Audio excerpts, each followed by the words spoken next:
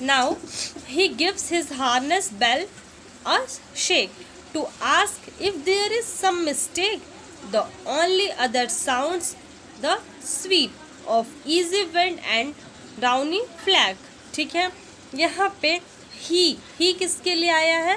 घोड़े के लिए आया है. ठीक है, he gives his harness bell a shake. जो घोड़े सब पहने हुए होते हैं ना, जिसमें बेल्स लटकी होती हैं, वो जो घोड़ा है वो अपनी गले की जो हार्नेस बेल है ना, उसको बजा के, हाँ, ये पूछना चाह रहा है, क्योंकि वो तो बोल नहीं सकते है ना, तो ये पूछना चाह रहा है to ask if there is some mistake. क्या मतलब मुझसे कोई मिस्टेक हो गई है, मतलब या क्या कोई यहाँ पे गलती हो गई है जिसकी वजह से हम यहाँ रुके हुए हैं. अब ये घोड़े के पूछने का तरीका है, वो अपने हार्नेस बेल को शेक करके, मतलब हिला के, बजा के ये पूछना चाह रहा है कि क्या कोई मिस्टेक हो गई है. The only other sound sweep of easy wind and downy flake. मतलब क्या कि वो जो हार्नेस बेल के साउंड के अलावा ये चीज़ें जो है ना, ये जस्ट इमेजिन करने की चीज़ें हैं, क्योंकि जितने अच्छे से आप इमेजिन करोगे ना, उतने ही अच्छे से आपको ये चीज़ें समझ में आएंगी. आप इमेजिन करो, जो राइटर जो है, पोएट है हमारे फ्रॉस्ट, वो जब वहाँ रहे होंगे तो क्या फील कर रहे होंगे. वो ये कह रहे हैं कि जो घोड़े के गले की हार्नेस बेल के अलावा वहाँ पर सिर्फ एक ही आवाज़ थी. वो आवाज़ क्या थी?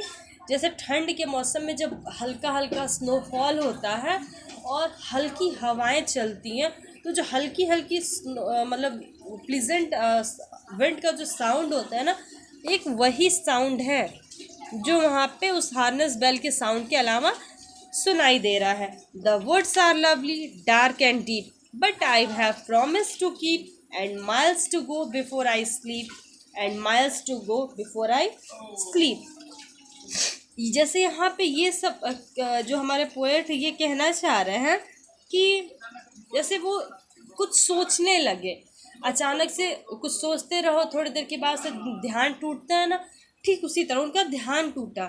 वो उन्होंने कहा कि जो यहाँ की ब्यूटी है, ये जो वुड्स की, वो बता रहा है कि ये बिल्कुल, इसमें कोई शक नहीं है कि जो वुड्स है बहुत लवली है. डार्क, यहाँ पे डार्क मतलब काले से नहीं है, डार्क मतलब मिस्टीरियस, बहुत मिस्टीरियस है.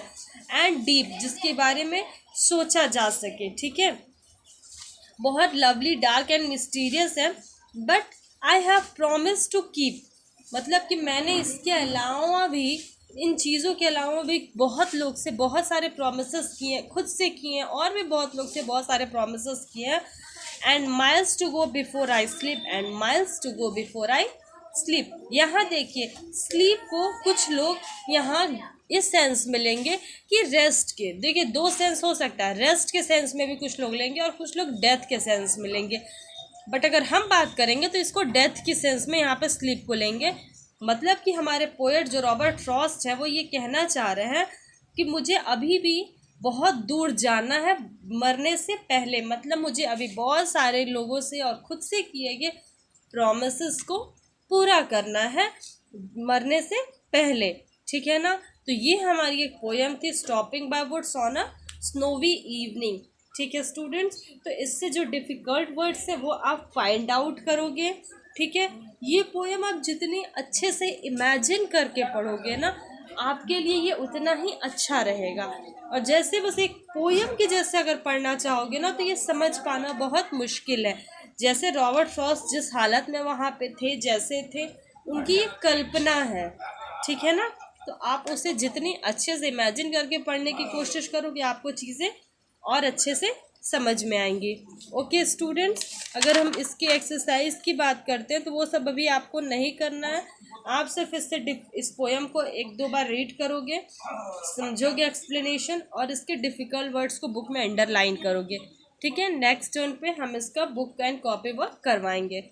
Okay students, that's all for today. Have a good day.